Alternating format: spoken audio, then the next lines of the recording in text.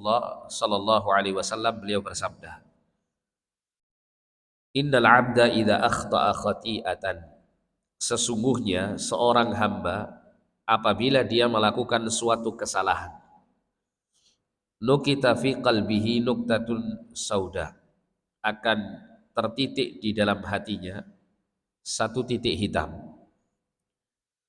Fa in huwa naza'a wastaghfara wa taba suqilat, atau dalam riwayat yang lain disebutkan suqila qalbu. Apabila seseorang itu dia menghentikan dosanya, dia meninggalkan dosa yang biasa dia kerjakan, dan kemudian dia meminta ampun kepada Allah dan bertaubat kepadanya, maka akan dibersihkan hatinya dari titik hitam yang tertancap di dalam hati tersebut. Wa in 'ada zida fiha. Namun apabila ketika dia melakukan satu dosa kemudian dia mengulangi dosa kembali, maka ditambahkan di dalam hati itu titik hitam. Hatta tughliqa qalbahu, sampai titik-titik hitam itu menutupi hatinya. Fahuwa ar-ranu alladhi dzakarallahu kalla bal rana ala qulubihim ma kanu yaksibun. Kata Nabi sallallahu alaihi wasallam, titik-titik hitam yang menutupi hati itulah yang disebut oleh Allah Subhanahu wa taala dengan istilah ar-ran, penutup.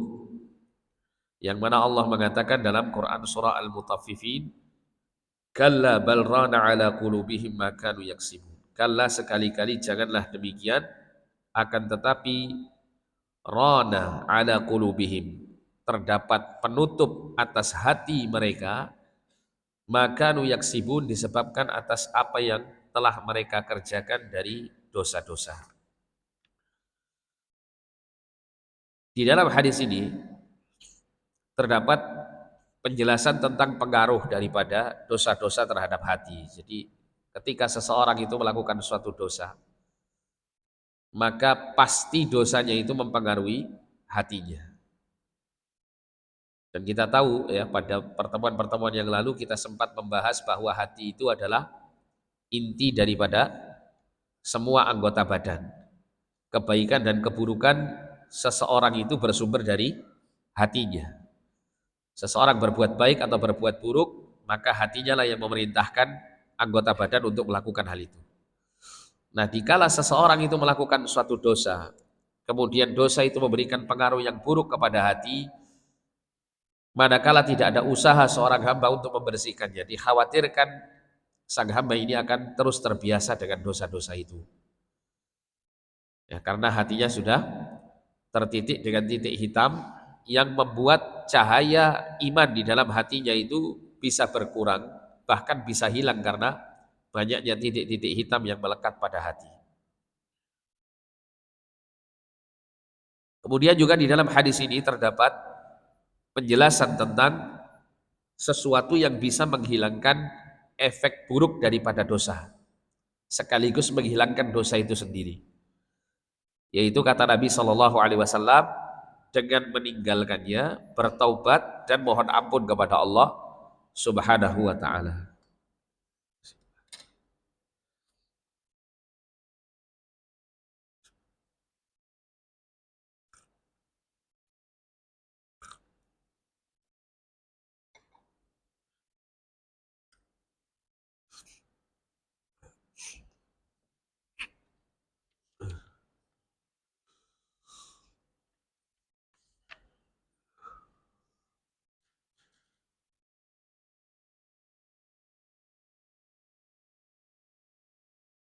Nah, kemudian sabda Nabi Shallallahu Alaihi Wasallam, Innal abda idza akhta'a khati'atan nukita fi qalbihi nuktatun sauda.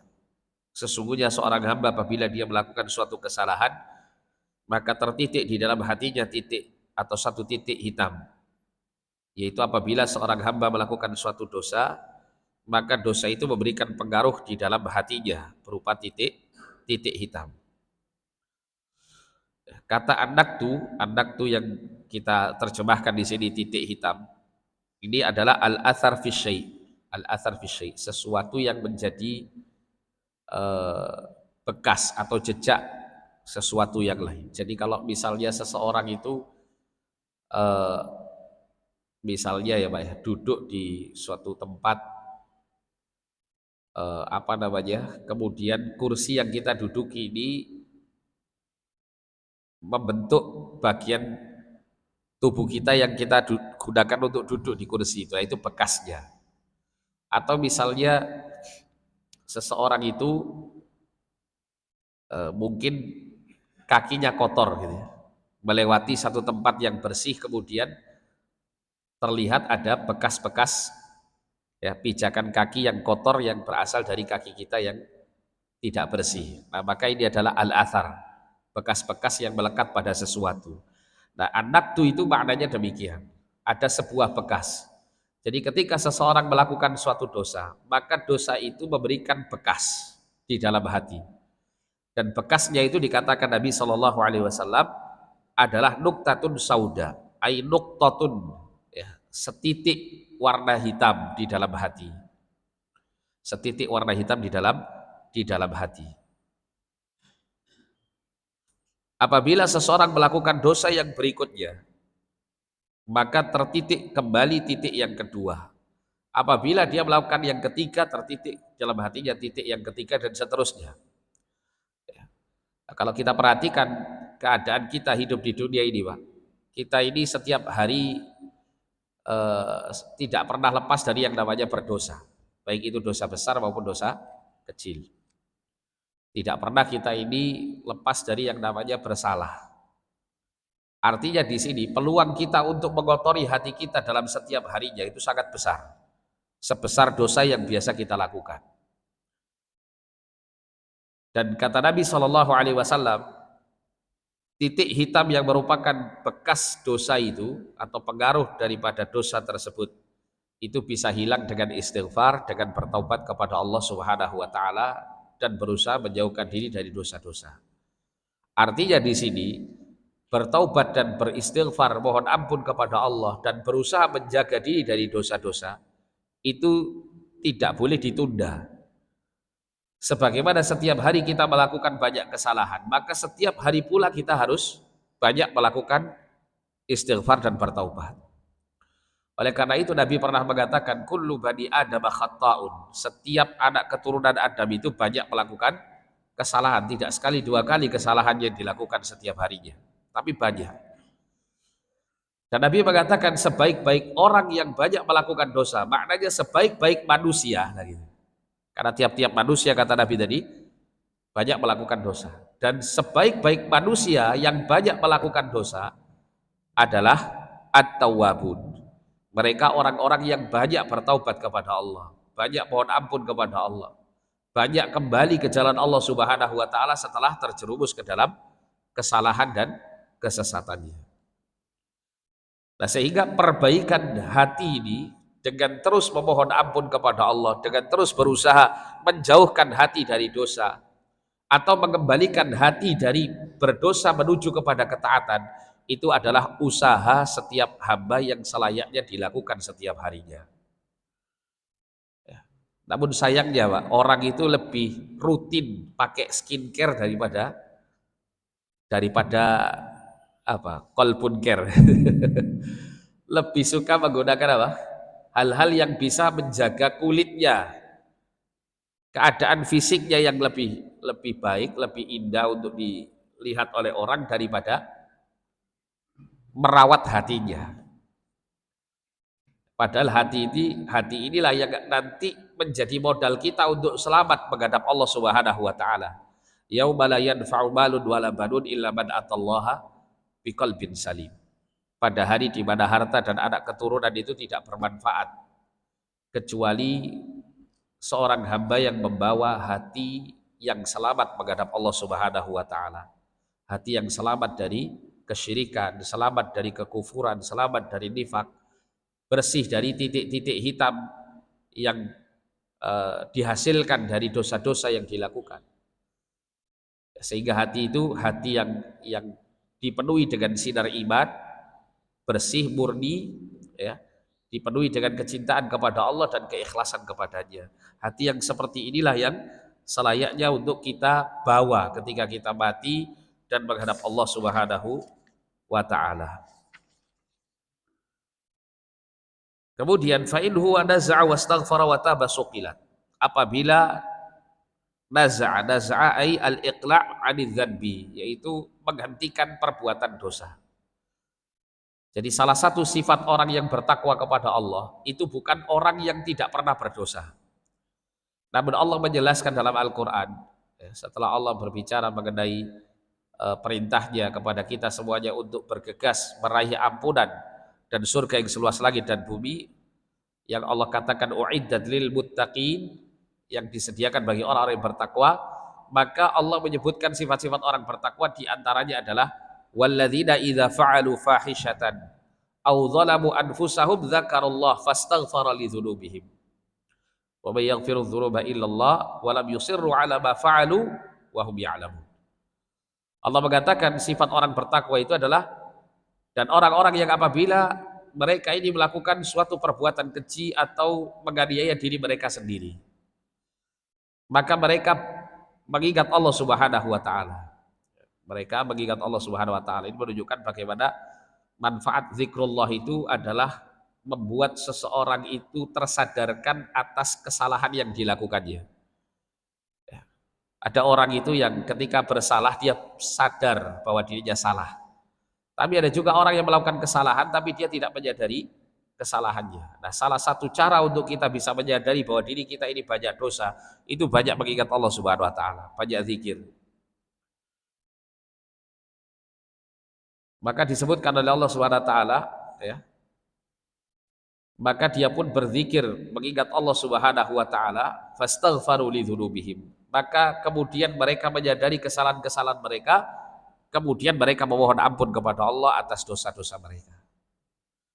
Wa may yaghfiru dzunuba illallah, dan ya, siapa yang bisa mengampuni dosa selain Allah.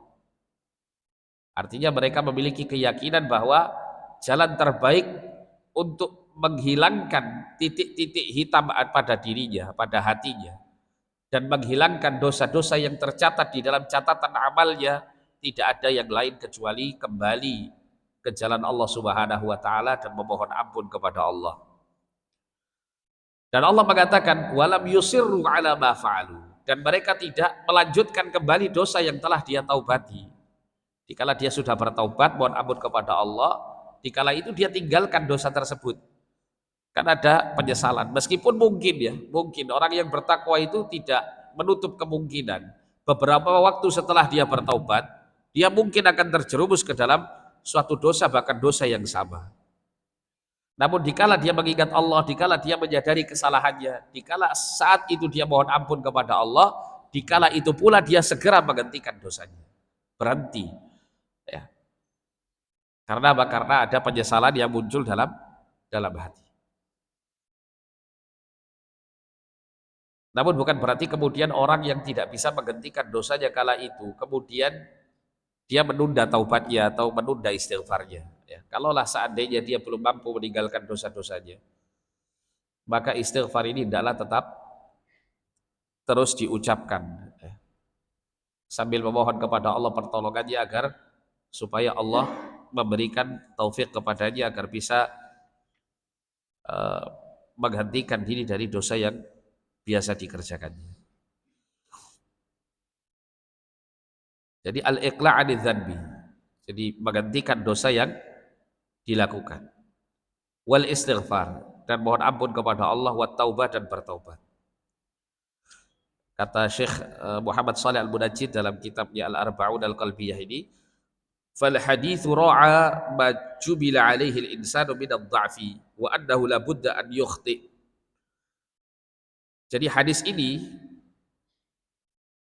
adalah hadis yang terkandung di dalamnya perhatian dari Nabi Shallallahu Alaihi Wasallam tentang sesuatu yang dibebankan kepada manusia berupa kelemahan dirinya, kelemahan hatinya, kelemahan jiwanya, sehingga tiap-tiap manusia dengan kelemahannya itu pasti melakukan perbuatan dosa dan salah. Oleh karena itu Allah berfirman dalam Al-Quran, ya ayyuhan nas antumul fuqara ilallah. Wahai seluruh umat manusia, kalian itu fakir di hadapan Allah.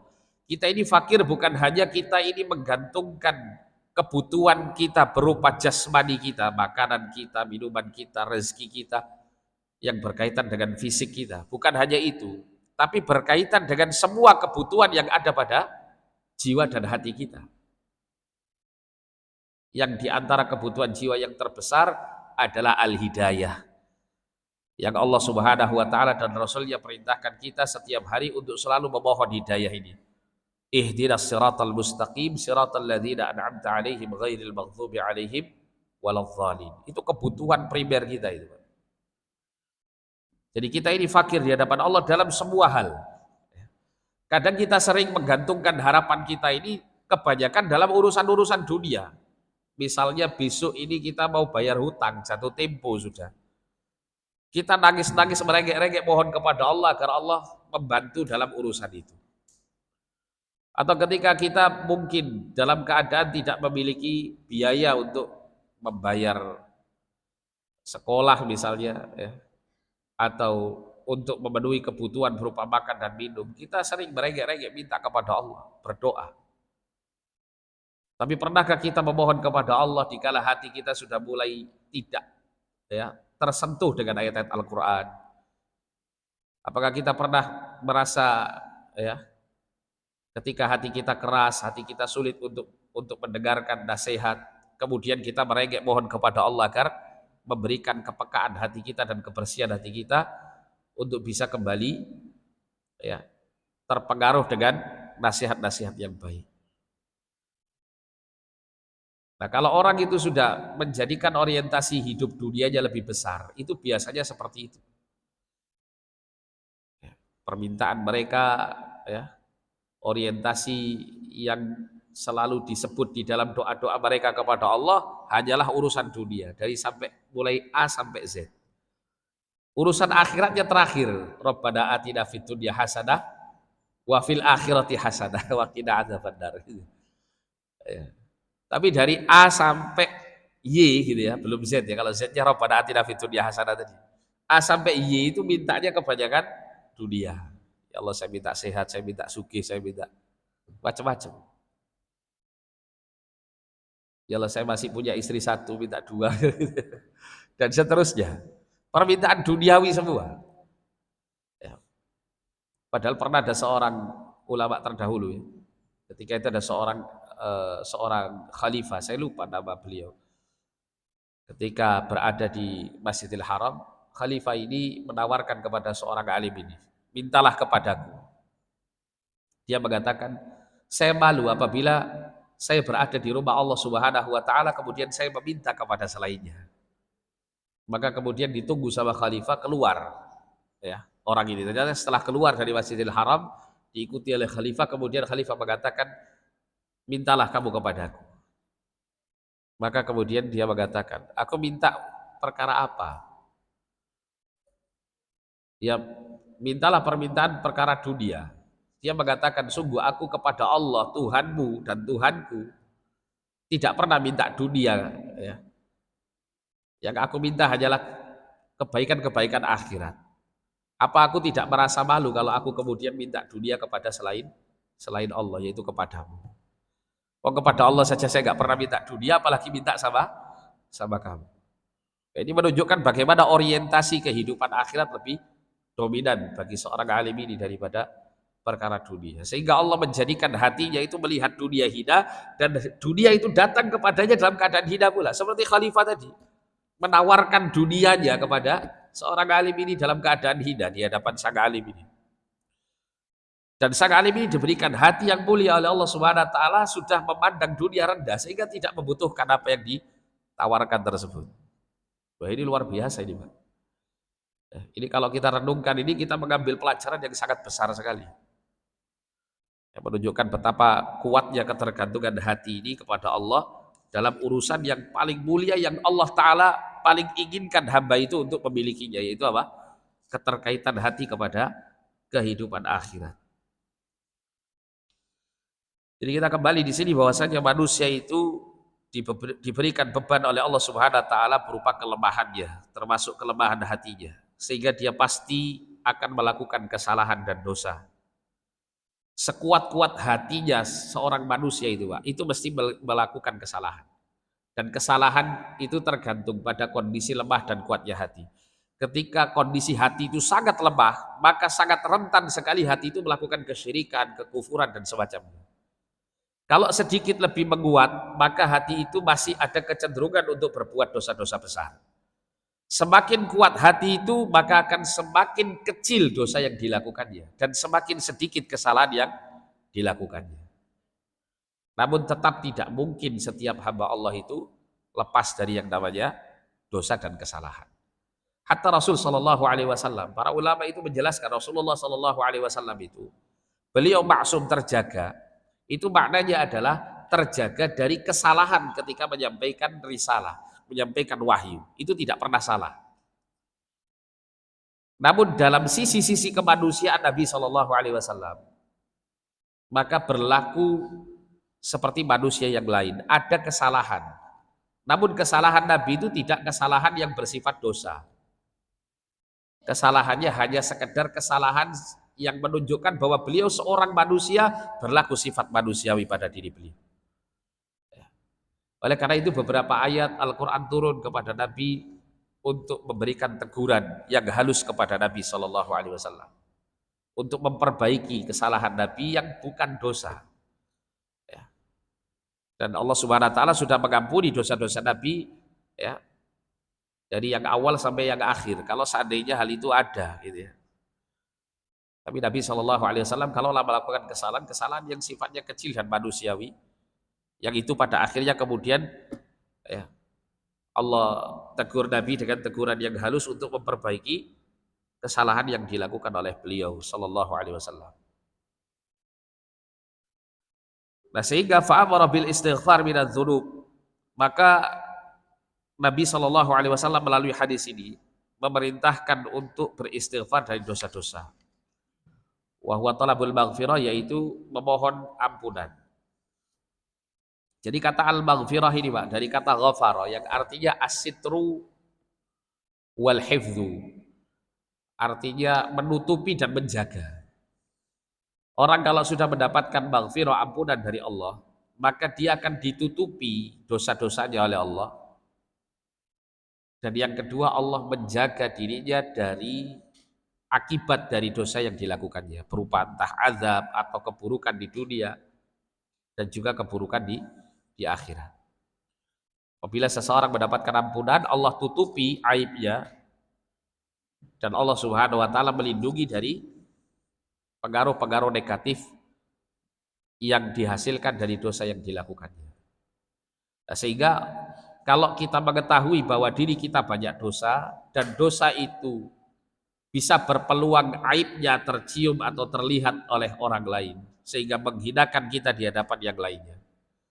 Yang kedua, efek negatif dosa itu sangat besar dalam kaitannya dengan kenyamanan hidup kita di dunia maupun di akhirat. Maka orang yang cerdas ketika dia banyak melakukan dosa, tentu dia harus banyak melakukan taubat dan istighfar. Makanya benar kata Nabi, wa khairul khatta'ina tawwabun. Sebaik-baik orang yang banyak melakukan kesalahan, yaitu sebaik-baik manusia, itu adalah yang paling banyak bertaubat kepada Allah, yang paling banyak memohon ampun kepada Allah. Dan salah satu zikir yang sering diucapkan Nabi Shallallahu Alaihi Wasallam, dan Nabi Shallallahu Alaihi Wasallam digambarkan oleh Ummul Mukminin Aisyah radhiyallahu anha, karena Nabi Shallallahu Alaihi Wasallam yadhkurullah fi kulli ahyani. Adalah Nabi Shallallahu Alaihi Wasallam itu berzikir dalam semua keadaannya. Nah, salah satu zikir yang sering dibaca oleh Nabi Shallallahu Alaihi Wasallam, beliau beristighfar, astaghfirullah wa atubu ilaih. Astaghfirullah wa atubu ilaih. Kata Syekh di sini, wal abdu ahwaju syai'in ilaih. Seorang hamba itu sangat membutuhkan kepada istighfar. Li'annahu yukhti'u bil-laili wan nahar. Karena manusia itu selalu melakukan kesalahan di malam dan di siang harinya. Wa qad takarrara fil Qur'ani dzikrut taubah wal istighfar wal amru bihima wal hatsu 'alaihima. Dan sungguh telah berulang-ulang Al-Quran menyebutkan tentang taubat, tentang istighfar, dan memerintahkan untuk melakukan keduanya. Wa hadza kama thabata an Anas radhiyallahu anhu anna Nabiy sallallahu alaihi wasallam qala kullu ibni Adam khata'un wa khairul khata'in at-tawwabun. Dan hal ini sebagaimana yang terdapat dari hadis Nabi sallallahu alaihi wasallam diriwayatkan oleh Anas bin Malik bahwa Nabi sallallahu alaihi wasallam bersabda, setiap anak keturunan Adam itu banyak melakukan kesalahan dan sebaik-baik orang yang banyak melakukan kesalahan adalah orang yang banyak bertaubat. Fala budda an yajriya 'ala al-'abdi ma sabaqa bihi al-qadar, fa ka'annahu qala la budda laka min fi'li dzunub. Jadi mesti berlaku kepada seorang hamba atau bahkan kita katakan tiap-tiap hamba Allah takdir atas dirinya. Yang mana takdir yang dimaksud di sini adalah perbuatan dosa. Sehingga seakan-akan Allah berfirman kepada manusia, mesti kamu itu melakukan perbuatan dosa. Nggak akan pernah ada keadaan di mana kamu tidak berdosa. Apalagi di masa sekarang. Sekarang ini fitnah syahwat dan syubhat itu sangat mudah diakses. Ya. Jangankan untuk kita keluar rumah terus kita terfitnah dengan syubhat atau syahwat. Kita dalam rumah saja bisa terfitnah dengan berbagai macam bentuk-bentuk fitnah yang buruk. Sehingga kebutuhan kita kepada istighfar, taubat itu seharusnya jauh lebih besar di masa kita sekarang daripada di masa-masa dahulu. Ya. Kebutuhan kita kepada istighfar ini sangat besar.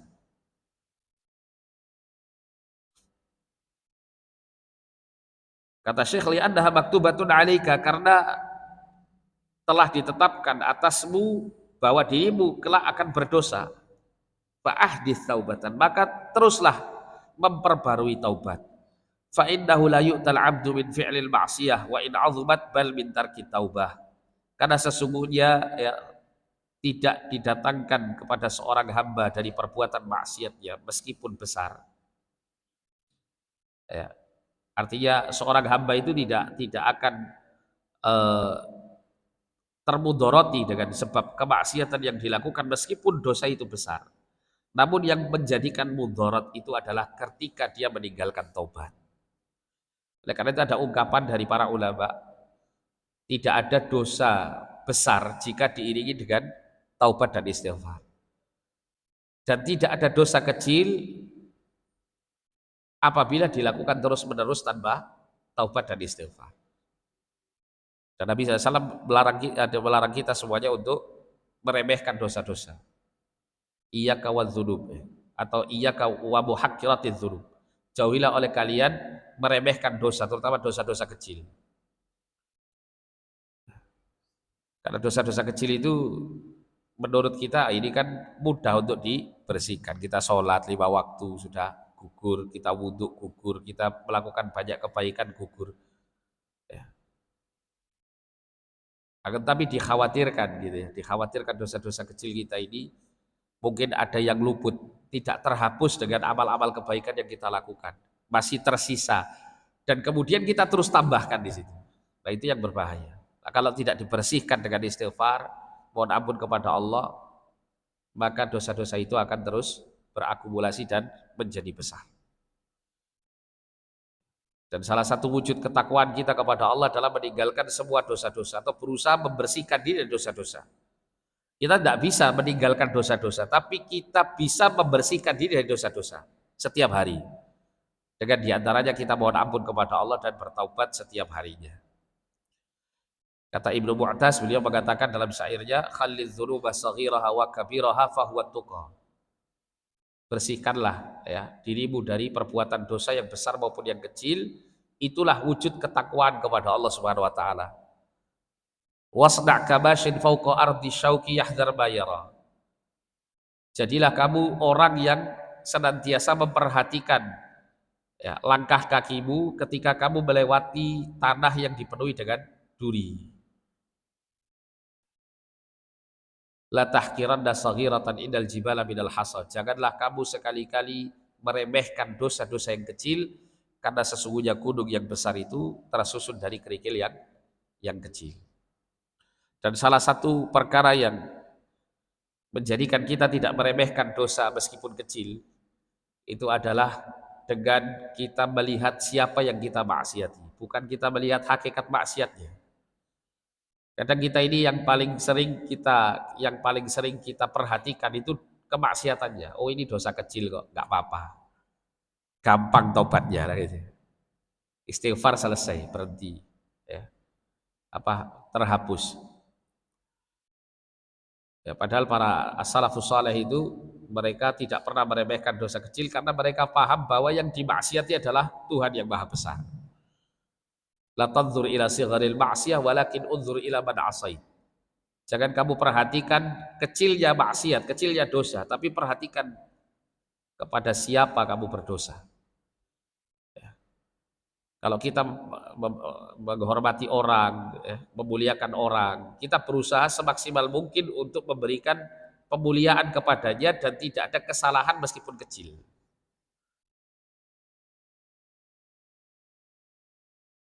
Tapi kenapa kemudian ketika kita meyakini bahwa Allah yang Maha Agung, kita tidak memiliki sikap yang sama ketika kita menghormati atau memuliakan orang-orang yang kita muliakan.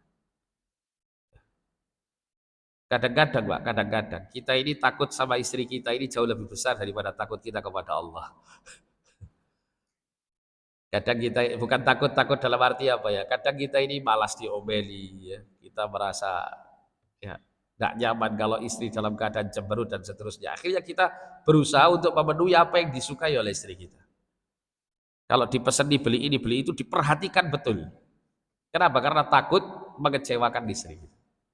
Takut nanti diomeli sama istri di rumah. Tapi ketika kita mulai beribadah kepada Allah, berusaha menjalankan perintah, kadang kita kurang perhatian dengan bagaimana kesempurnaan perintah itu bisa dijalankan. Padahal kita melaksanakan perintah itu kepada yang memberi perintah, yaitu Tuhan yang Maha Agung, Allah Subhanahu wa taala, yang menciptakan kita dan istri kita, kan begitu. Kadang kita menempatkan keadaan kita ini pada tempat yang salah gitu. Nah, ini menunjukkan bagaimana kelemahan kita ini sebagai manusia yang mesti akan terjerumus dalam kesalahan dan dosa. Maka solusinya Nabi telah menjelaskan, yaitu dengan memperbanyak taubat dan istighfar. Kemudian selanjutnya Nabi mengatakan, wa in 'ada zida fiha hatta tughliqa qalbahu. Apabila orang itu melakukan dosa dan terus mengulangi dosa-dosa itu, kembali melakukan kesalahan-kesalahan tersebut tanpa ada diiringi istighfar dan taubat, maka akan semakin bertambah titik hitamnya sehingga menutupi hatinya. Yang kemudian titik hitam yang menutupi hati itulah yang disebut ar-ran, yang Allah Subhanahu wa taala sebutkan dalam Quran surah Al-Mutaffifin, kalla bal rana ala qulubihim ma kanu yaksibun. Sekali-kali janganlah demikian, akan tetapi penutup atas hati mereka, yang menutupi hati mereka disebabkan karena dosa-dosa yang telah mereka kerjakan. Wa fi hadza tahdhirun minal isra'i 'ala dzunub wa tarki taubah wa ikhbarun bi anna al-qaba'iha tusawwidul qalba wa tudfi'u nurahu wal imanu huwa nurun fil qalbi wal qaba'ihu tadhhabu bihi aw tuqalliluhu qat'an fal hasanatu tazidu nural qalbi was sayyi'atu tudfi'u nural qalbi.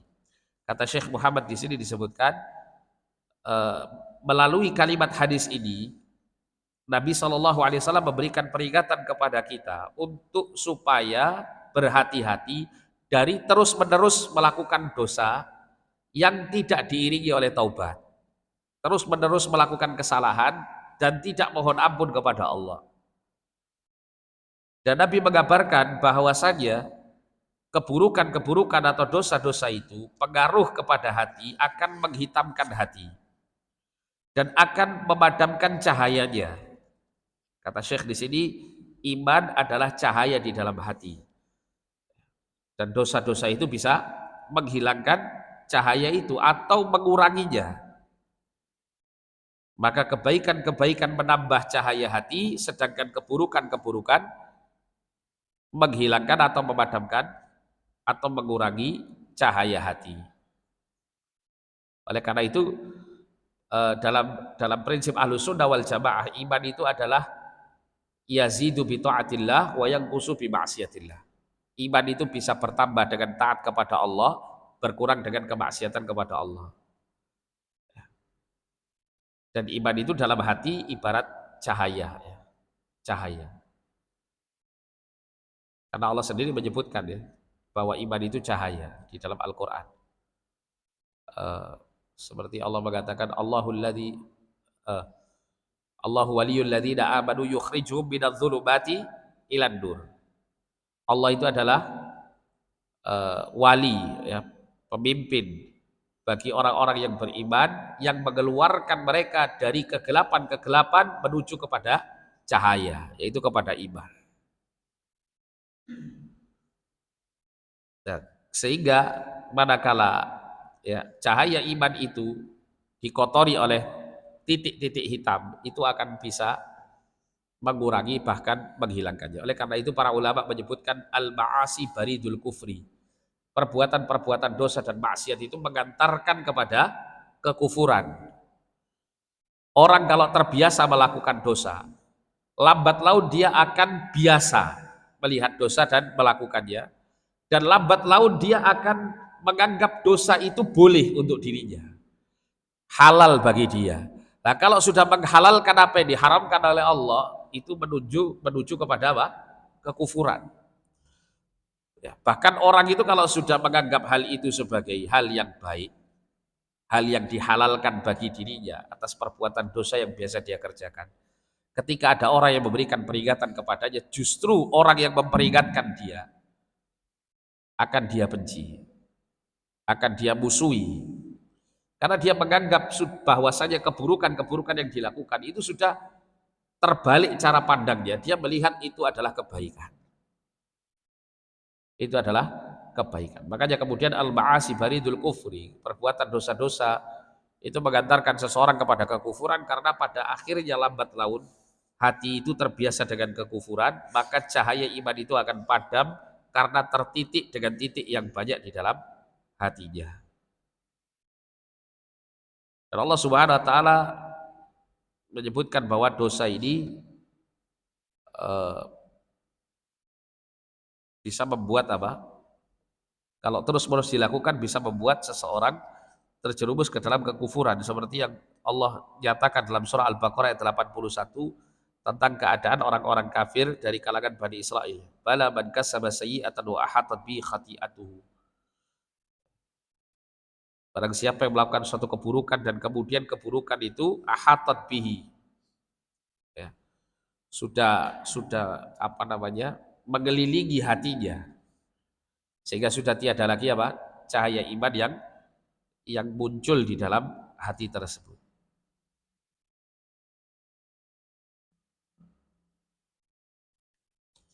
Dan Allah juga menyebutkan roda tadi ya, roda penutup hati orang-orang kafir karena sebab dosa-dosa dan kemaksiatan mereka. Nah, ketika dosa-dosa itu sudah sangat banyak, maka dikhawatirkan hati itu akan memandang yang buruk menjadi yang baik. Seperti yang Allah eh, kabarkan tentang keadaan orang-orang munafik. Ketika mereka orang-orang munafik banyak melakukan kesalahan-kesalahan mereka, maka Allah membalik keadaan hati orang munafik ini. Dalam surah An-Nisa ayat 88 Allah mengatakan wallahu arkasahum bima kasabu. Dan Allah membalik keadaan orang-orang munafik itu disebabkan karena dosa-dosa yang mereka usahakan. Sehingga yang awalnya mungkin orang itu bisa membedakan ini baik, ini buruk, ini benar, ini salah. Kalau sudah terbalik hatinya, maka yang baik jadi buruk, yang buruk jadi baik. Dan ini tentu adalah keadaan hati orang-orang kafir.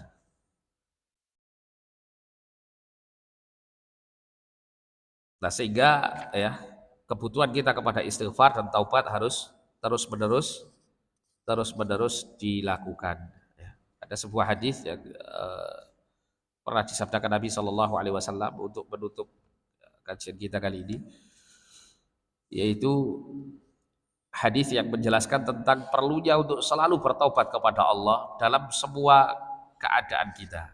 Ya, karena banyak keadaan kita ini eh, dalam keadaan lemah sehingga banyak melakukan kesalahan dan dosa. Dalam hadis yang dikeluarkan oleh Imam Bukhari dan Imam Muslim dalam sahih keduanya, Nabi SAW pernah mengatakan, Inna abdan asaba dzanban, sesungguhnya ada seorang hamba melakukan suatu dosa. Faqala rabbi adzabtu faghfirli. Maka hamba ini berkata, Rabbi, wahai Rabbku, adzabtu, aku telah berdosa. Faghfirli, maka ampunilah aku. Faqala rabbuhu, maka Tuhannya berkata, a'alima abdi annalahu rabban yaghfiru dzanba wa ya'khudhu bihi. Apakah hambaku ini tahu bahwasanya dirinya ini memiliki Tuhan yang mengampuni dosanya dan bisa menghilangkan dosanya. Kata alimah ini seperti gini ya. Ternyata gitu. Ternyata hambaku ini sadar gitu. Kalau bahasa kita ini. Ternyata hambaku ini tahu kalau dia punya Tuhan yang bisa mengampuni dosa-dosanya. Ghafartu li abdi, aku ampuni bagi hambaku tersebut. Summa makatha masyaallah, kemudian berlalu waktu sesuai dengan kehendak Allah Subhanahu wa taala. Summa asaba dzanban, kemudian sang hamba ini berlaku dosa lagi. Faqala, maka dia berkata, Rabbi adzabtu akhar, wahai Tuhanku, aku telah melakukan dosa yang lain. Faghfirhu, ampunilah dosanya, ampunilah dosaku ini. Faqala, maka Allah berkata, a'alima abdi annalahu rabban yaghfiru dzanba wa ya'khudhu bi. Ya, ternyata hambaku ini tahu bahwasanya dia punya Tuhan yang bisa mengampuni dosanya. Ghafartu li abdi, maka aku mengampuni hambaku tersebut. Summa makatha masyaallah, kemudian berlalulah waktu sesuai dengan kehendak Allah. Summa aznaba dzanban, kemudian dia melakukan dosa kembali dan dia berkata, Rabbi aznabtu akhar faghfirhu li. Wahai Rabbku, aku telah melakukan dosa yang lain, maka ampunilah ya untukku dari dosa-dosa yang aku lakukan. Maka Allah mengatakan, alima abdi annalahu rabban yaghfiru dzanba wa ya'khudhu bihi. Ghafartu li abdi, ghafartu li abdi, ghafartu li abdi, falyamal ma syaa. Ya, ternyata hambaku ini ya, dia tahu bahwasanya dia memiliki Tuhan yang bisa mengampuni dosanya. Aku ampuni bagi hambaku, aku ampuni bagi hambaku, aku ampuni bagi hambaku. Diulang 3 kali oleh Allah SWT. Ya, yang menunjukkan benar-benar Allah apa? Mengampuninya. Falyamal ma syaa, maka adalah dia melakukan perbuatan apa saja yang dia kehendaki. Kalimat ini bukan berarti kemudian kalau sudah tobat 3 kali, terus boleh melakukan dosa apa saja, Pak. Enggak. Tapi makna daripada hadis ini adalah, lakukan apa saja yang kamu inginkan. Kalau kamu melakukan dosa terus bertobat, maka aku tidak pernah bosan untuk memberi ampun kepadamu. Sebagaimana engkau tidak pernah bosan meminta ampunan kepadaku. Maknanya demikian. Artinya Allah akan tetap terus membuka pintu taubatnya kepada siapapun yang mohon ampun kepada Allah. Setiap kali dia melakukan kesalahan, ya, selama rohnya belum sampai kepada kerongkongan, maka pintu taubat akan terus terbuka dan istighfar hamba kepadanya subhanahu wa ta'ala akan menjadi wasilah untuk meraih ampunan darinya subhanahu wa ta'ala. Tapi insyaAllah untuk pertemuan berikut kita akan masuk pada insyaallah ta'ala hadis yang berbicara mengenai perumpamaan yang diberikan oleh Nabi SAW berkenaan dengan siratan mustaqimah, jalan yang lurus. Dan sampai sini sebelum ditutup mungkin ada yang mau ditanyakan jalan.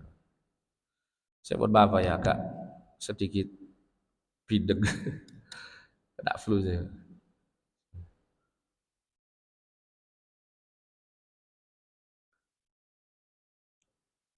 Tidak ada pertanyaan, Pak ya? Nah, kalau tidak ada pertanyaan kita cukupkan sampai di sini. Sekarang sudah jam 6 ya. Kita tutup dengan doa kafaratul majelis. Subhanakallah wa bihamdik, asyhadu an la ilaha illa anta, astaghfiruka wa atubu ilaik. Wa sallallahu ala nabiyina Muhammadin wa ala alihi wa sahbihi wasallam. Alhamdulillahi rabbil alamin. Wa lafa minkum. Wassalamualaikum warahmatullahi wabarakatuh.